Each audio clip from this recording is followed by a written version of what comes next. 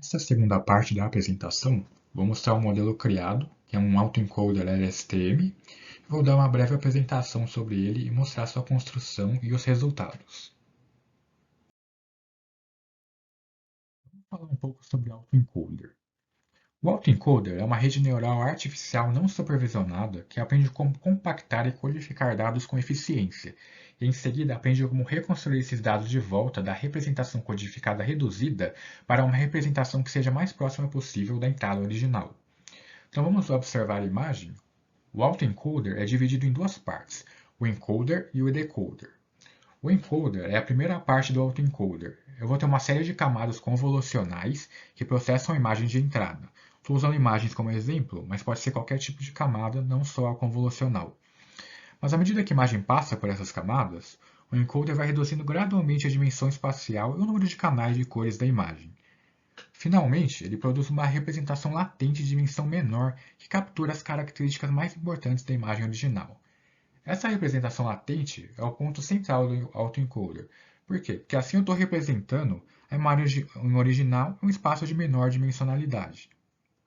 Na segunda parte, que é o decoder, o seu objetivo é criar uma reconstrução da imagem original a partir da representação latente.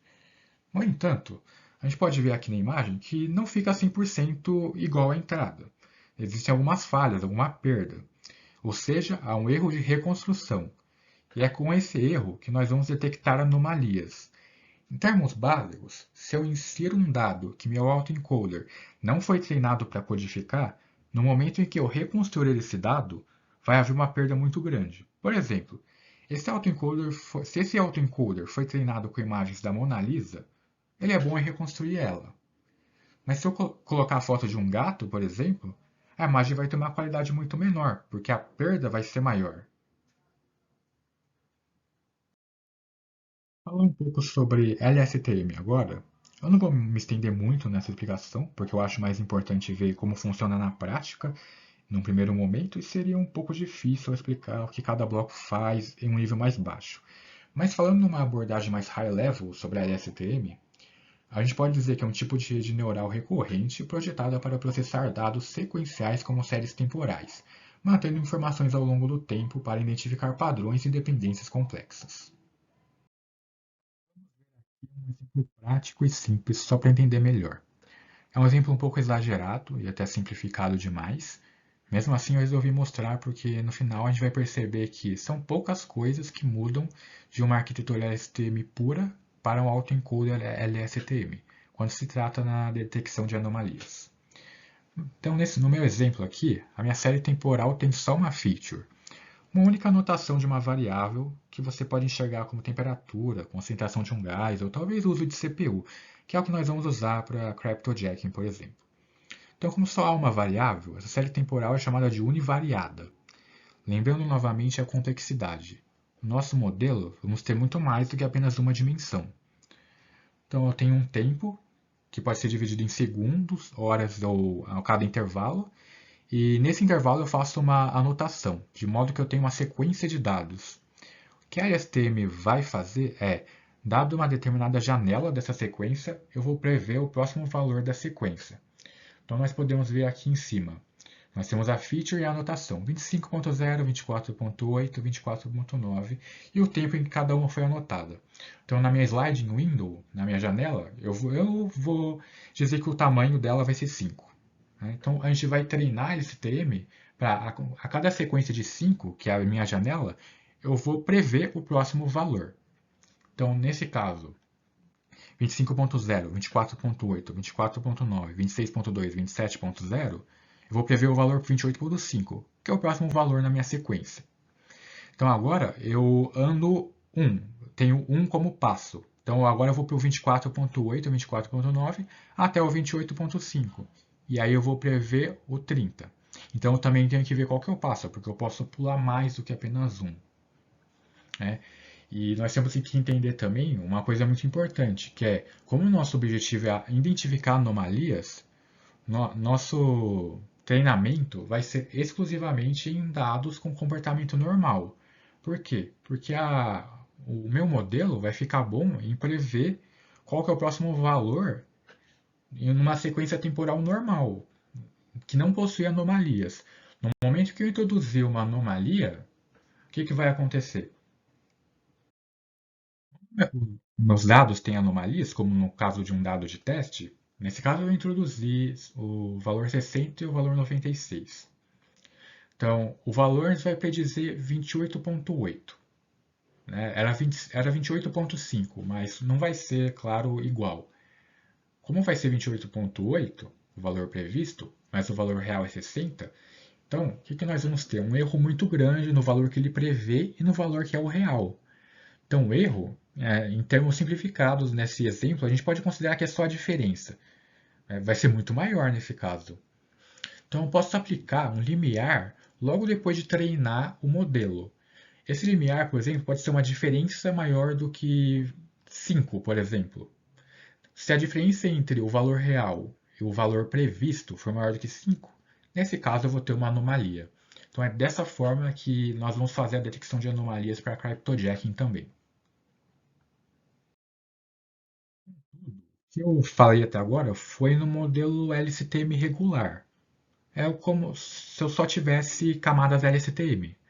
Mas no momento que eu introduzo a parte do autoencoder, muda algumas coisas. A principal diferença é que eu não vou ter esse vetor codificado na camada regular da LSTM. Né? Eu não vou ter a codificação feita numa menor dimensionalidade.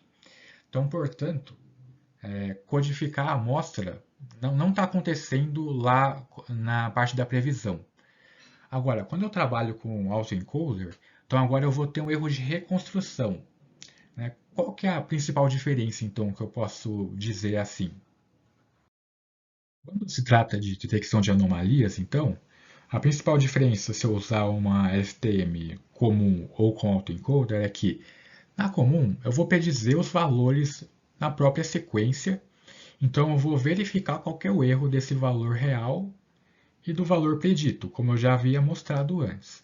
Agora, no autoencoder, não vai ser essa diferença exatamente, eu vou pegar a diferença da reconstrução da sequência, ou seja, a diferença da entrada original e da reconstrução gerada pelo autoencoder. Nesse caso, uma reconstrução com um erro maior vai indicar a presença da anomalia. Basicamente, o que vai mudar na arquitetura são apenas algumas linhas também. Falando agora sobre o modelo criado, então eu utilizei o dataset encontrado no Kaggle, que é o Cryptojacking Attack Time Series Dataset, e aqui surge um problema visto na primeira parte dessa apresentação. Então, não existem muitos datasets disponíveis em cryptojacking na literatura. E os que existem geralmente estão incompletos e é de difícil manipulação. Um dos artigos, um que tem uma solução chamada CJ Sniffer, tentou preencher essa lacuna disponibilizando um dataset publicamente. Porém, ele é um dataset para detecção por análise de tráfego de rede, não por métricas de hardware. O modelo que eu queria construir, eu vou apresentar, vai utilizar essas métricas. Basicamente porque eu acho que é mais simples de se trabalhar e também porque ele tem menos problemas. Então aqui eu tenho o dataset encontrado. Ele tem muitas métricas de CPU, como CPU guest, o uso da CPU total, CPU feito por um processo do usuário, operações de entrada e saída de disco, uso da memória. Só que ele tem alguns problemas também. Por exemplo, o CPU guest, por exemplo, seria o uso da CPU por uma máquina virtual no servidor. Só que esse servidor não tinha uma máquina virtual. Então, o dataset é basicamente uma coluna de zeros. Então, nós vamos ter que realizar um certo pré-processamento nesses dados. Também, em alguns desses dados, eu vou ter muita pouca variabilidade em uma determinada feature. Por exemplo, talvez na CPU System, não é o caso, mas poderia ser que eu tivesse só 5 valores diferentes. Então não teria uma certa variabilidade que eu poderia usar, não seria tão útil para o meu modelo. Então nós vamos trabalhar e pré-processar esses dados. A primeira coisa que eu faço então é importar as bibliotecas utilizadas no modelo. o módulo Keras, a biblioteca Pandas, NumPy, a classe MinMaxScaler para normalizar os dados, as classes Model e Sequential para a construção dos modelos sequenciais e funcionais, o callback para a criação de um callback personalizado, as camadas do Keras para a construção do modelo, a Matplot para a visualização de gráficos, importar as métricas e outras bibliotecas para a visualização dos dados. Primeiro, vamos fazer o pré-processamento dos dados normais. Porque o meu dataset ele é composto de dados normais e dados anormais que seriam quando está acontecendo o cryptojacking na máquina lá do servidor. Então, primeiro eu vou carregar os dados normais pelo dataframe, por meio do Pandas. Eu quero imprimir o número de features antes desse pré-processamento. Como nós podemos ver ali do lado na lista, o número inicial de features é 82. Claro que nem todas têm algum significado, então nós queremos tirar essas. Então, nós primeiro vamos filtrar as strings filtrar as features que contêm strings. Por quê? Essas strings não querem dizer muita coisa. A maioria dessas features que estavam lá eram simplesmente um título, como por exemplo o nome da interface que a máquina está usando para a rede. Então isso não vai ser importante. Caso houvesse alguma mais importante, eu não poderia simplesmente tirar elas. O que eu teria que fazer seria codificá-las para algum número. Mas não é o caso, então eu simplesmente vou tirar todas. Então, o próximo passo, eu vou filtrar as colunas que possuem menos de 15 valores únicos. Eu cheguei nesse número 15 por meio de testes mesmo. Eu fui testando com 5 valores, com 10, quando eu testava esses valores, chegava a não tirar muitas features, e quando eu usava mais do que isso, já tirava muitas que tinham uma variabilidade maior e que poderiam ser usadas. Então, depois eu imprimi o número dessas features que sobraram, que foi 32, imprimi os nomes dela, como podemos ver na imagem ali ao lado. São features que possuem um significado maior no caso do cryptojacking. Nesse caso, tem mesmo que fazer uma análise própria do modelo, né, para a aplicação que você quer. Eu tirei esse 15, por quê? Porque aqui eu já tenho o que eu quero, que é as métricas da CPU, da memória, das operações da interface de rede. Então, com isso, eu termino a parte do pré-processamento nos dados normais. Os dados anormais, eu também faço a mesma coisa. Tiro as strings, tiro as colunas com menos de 15 valores e imprimo. Aqui tem um problema. Tá diferente. Eu quero que fique igual o número final de features e quero que essas features sejam iguais. Então, o que eu faço agora? Eu encontro a intersecção entre ambos os data frames, né, quais são as features que são iguais para os dois que sobraram, e simplesmente escolho elas como as features finais para o meu problema. Então, aqui do lado eu imprimi, sobrou 28, que é o que vai ser usado para o treinamento do modelo. Em seguida, eu verifico se tem algum dado inválido, né, a continuação do pré-processamento. Como eu já havia tirado as colunas mais problemáticas, então não sobrou nenhum dado inválido e eu posso continuar. Agora eu faço a normalização dos dados. Começo pelos dados normais, depois vou para os anormais também. E com isso eu uso o Minmax Scaler, que vai normalizar os dados para valores entre 0 e 1.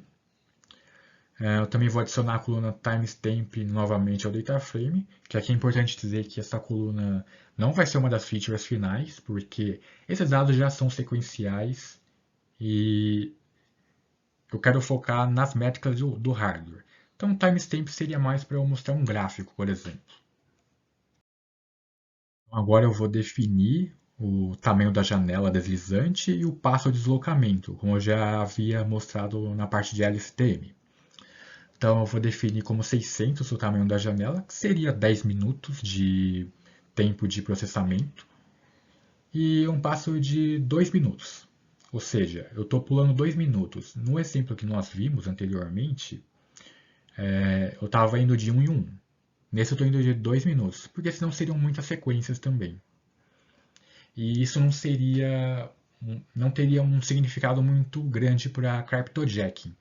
Por quê? Porque eu preciso de um tempo considerável de processamento. Não, não vai ser tão rápido assim, dado esses dados. Claro, se eu tivesse, por exemplo, um dataset em milissegundos de processamento, talvez eu pudesse detectar com esse tempo.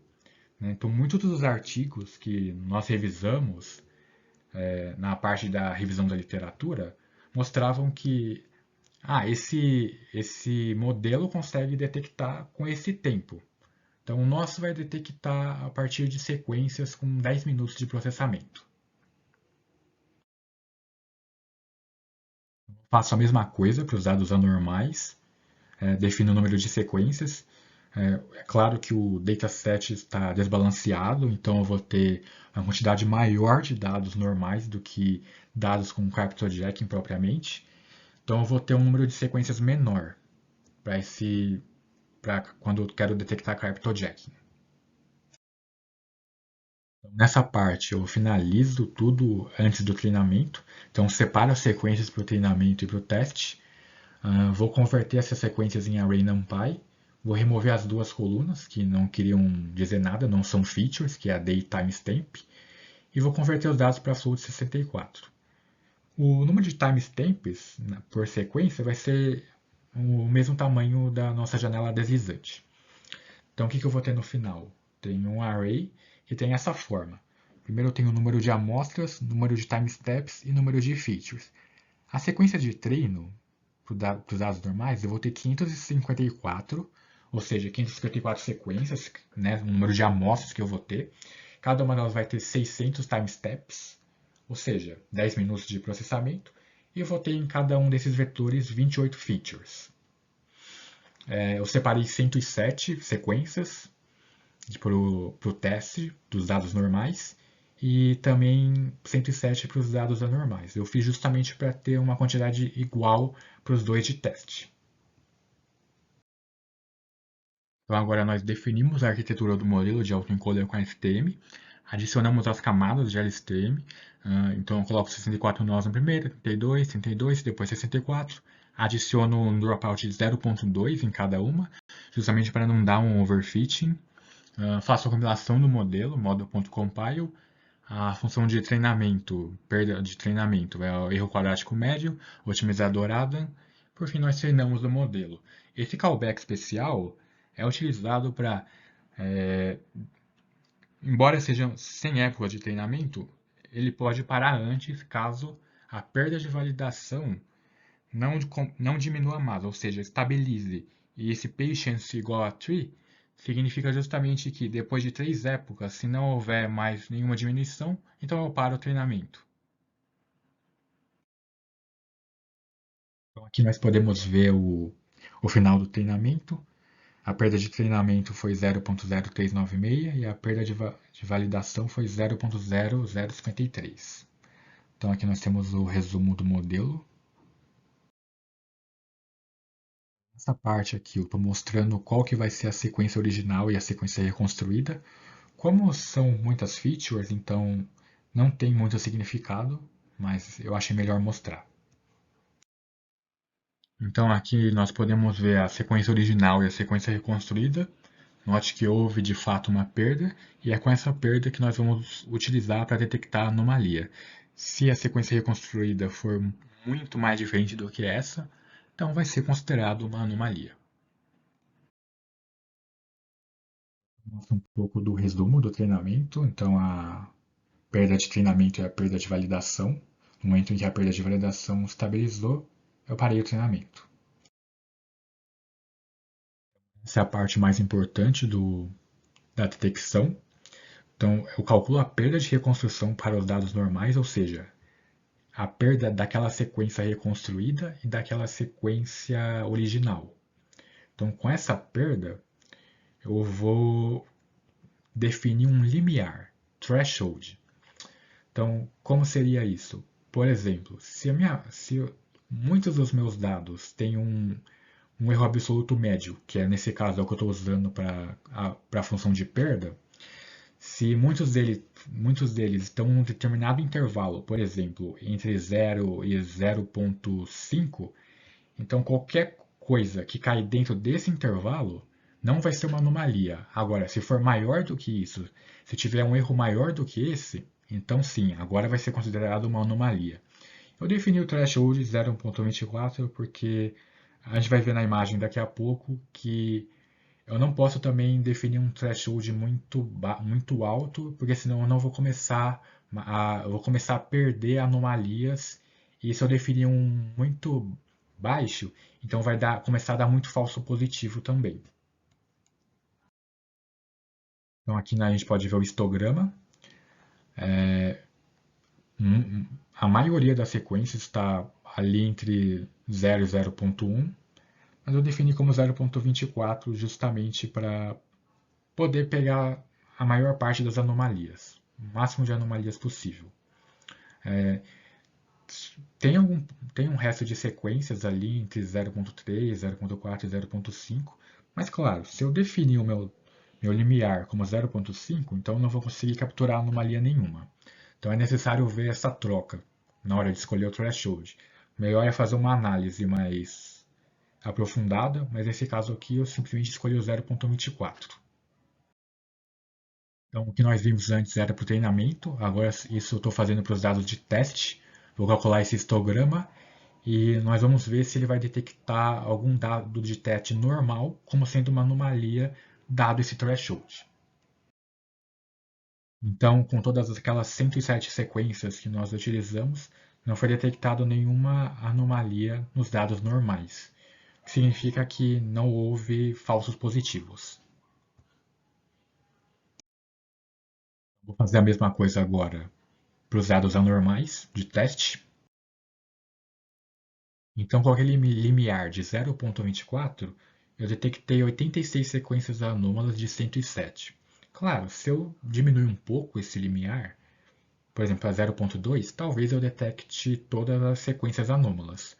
Por isso que é necessário também fazer um estudo sobre como definir um melhor threshold. Por fim, nós vamos mostrar a matriz de confusão.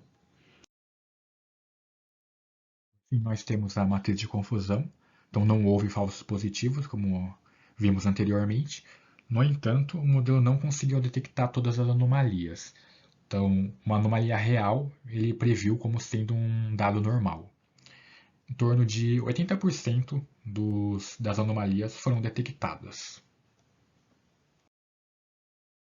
Muito obrigado pela atenção.